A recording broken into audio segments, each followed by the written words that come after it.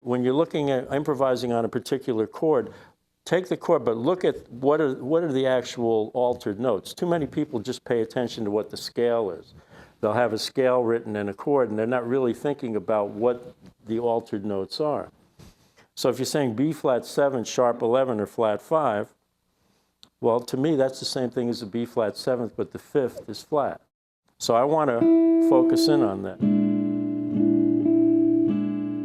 One thing I do is I try to outline a whole position when I'm in a chord. So if I'm playing like this B flat 7, flat 5, or sharp 11, I may start here.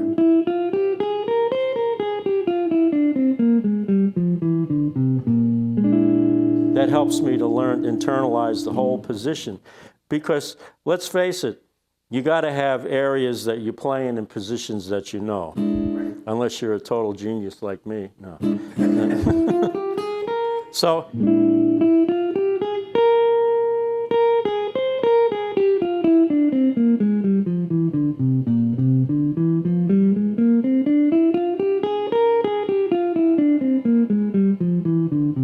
I find that to be a very good position to play in, because a lot of us play our major scales like this.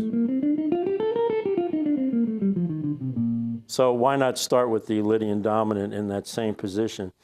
I always try to take something that's unfamiliar, when something is unfamiliar, put it in a familiar zone, you know. Try to put it in a place where I'm comfortable with it.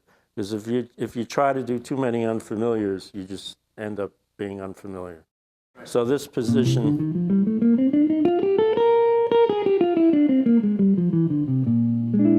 sometimes I just try to hear it like a mixolydian. You know, just try to hear a little difference.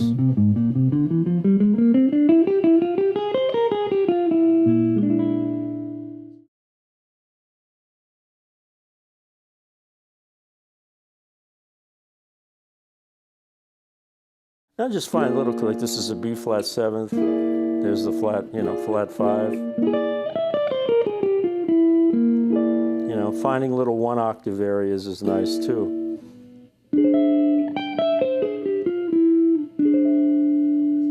And, you know, generating little melodies like that are very good. You can even make little 1 or 2 bar compositions. Yeah. I find that to be very useful. You know, because some of the great players don't play like long, extended lines. People like Grant Green or Jim Hall, they'll play more melodically, more in 2-3 bar phrases instead of 8 bars like somebody like Pat Martino might play. You know, and then it's the ear. We had this discussion earlier. It's what you're hearing.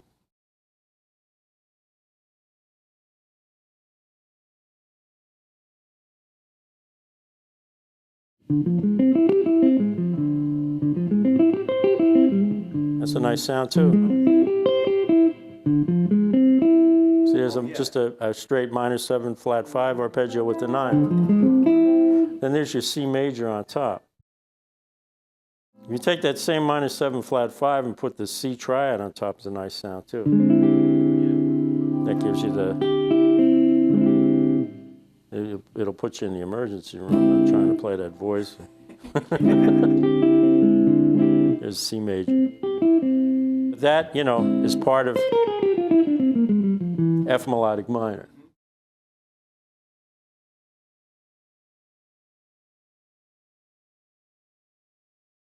That's why F melodic minor sometimes is a good place to start, because you know, I'm really thinking about this B flat 7th chord, and I know that any of these open E's are the flat 5, so they can become what I like to call pivot notes. You know, you can pivot off that flat 5, because really the only reason to use this mode is to clearly describe the sound of that dominant 7th with the flatted 5th or sharp 11th. That's what really brings out the color. Otherwise, it would be mixolydian scale. So just that one little note,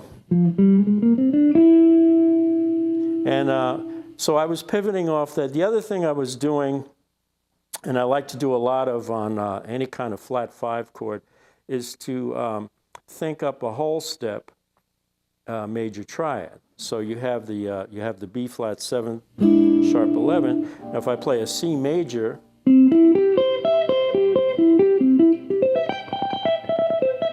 everybody knows that from the Kentucky Derby.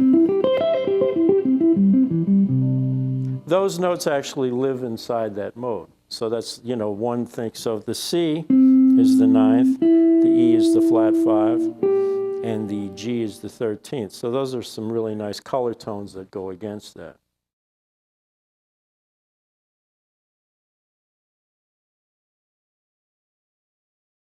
And you've seen that in the past few columns where I've taken a mode and I've tried to write one figure on the just the scale itself, then a triadic approach using some of the triads or the scales, triads generated by the scale, and then also an intervallic approach, maybe taking the same interval.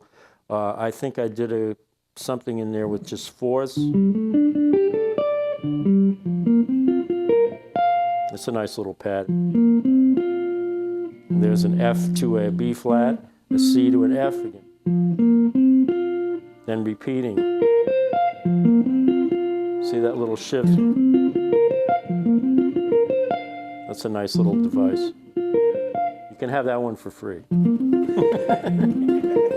And that can shift around. So if you play that same chord again,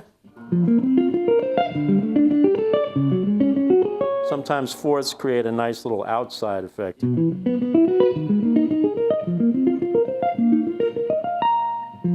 So here it's from F, then B flat. Same configuration. I'm thinking of it against this though.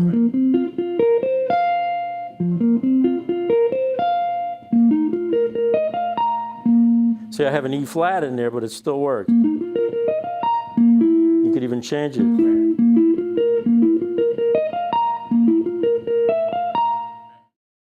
And that's the thing, is really, you know, how you rhythmically phrase something too, you know, for expression.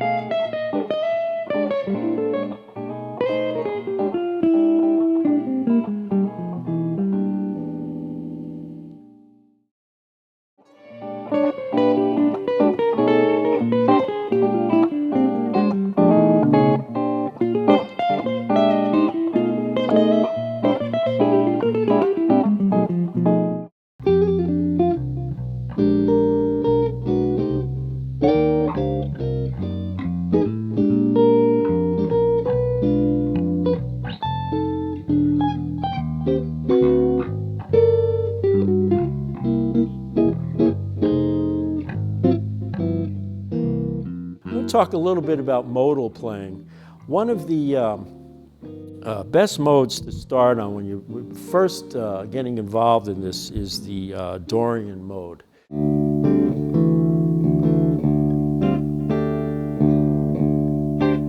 See, all these clusters are D Dorian.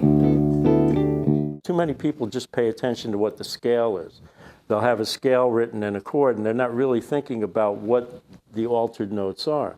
I may start here.